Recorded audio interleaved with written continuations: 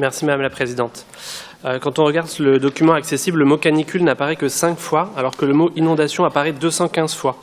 Une crise est une crise, il ne s'agit pas de hiérarchiser, mais tout de même, cette disproportion est un indice de l'état de préparation de notre métropole au futur qui s'impose devant nous, un futur où le nombre annuel de jours en vague de chaleur devrait être multiplié par 5 en 2050. Ce document, tout juste rédigé fin 2025, doit nous préparer à faire face à ces catastrophes. Catastrophes qui sont causées par le système économique dans lequel nous vivons, le capitalisme, est-il besoin de le répéter? Et les dégâts subis localement, ils sont causés par les décisions politiques locales, d'urbanisme, d'artificialisation massive des sols et de construction low-cost de bâtiments qui se transforment en bulwarks thermiques. Il ne s'agit pas de responsabilité individuelle quand c'est une cause collective systémique qui nous fait subir ce genre de catastrophe. En 2050, projetons-nous, une canicule frappe 24 communes de la métropole en même temps pendant des semaines.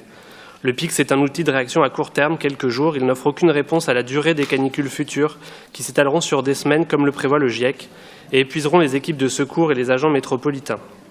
Regardons la réalité en face, ce plan intercommunal de sauvegarde est probablement déjà en retard face aux défis climatiques. D'abord, le concept de la mutualisation des moyens et de la solidarité métropolitaine s'effondre. Une canicule extrême frappe les 24 communes en même temps, évidemment. Nous l'avons vu cette semaine à Nantes. Nos agents ont poussé un cri d'alarme dépassé par des conditions de travail inhumaines. Comment pouvons-nous mettre en commun des moyens si chacun est de son côté débordé?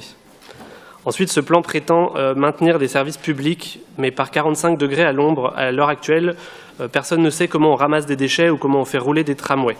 Le plan reste muet sur la protection et l'aménagement des horaires de nos agents de terrain qui travaillent dans ces services publics.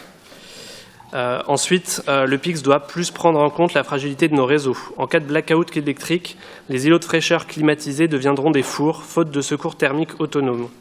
Et si la Loire baisse sous le seuil critique de pompage, rien n'est prévu en termes de logistique lourde pour rationner et distribuer l'eau à nos 650 000 habitants.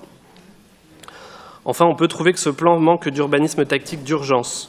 Je n'ai pas trouvé la planification pour poser des bâches d'ombrage dans les rues, la réquisition des parkings souterrains comme refuge frais ou l'ouverture obligatoire et automatique 24 heures sur 24 de nos parcs pour les gens qui étouffent, ou encore l'élargissement des piscines et leur gratuité ainsi que celle des lieux climatisés.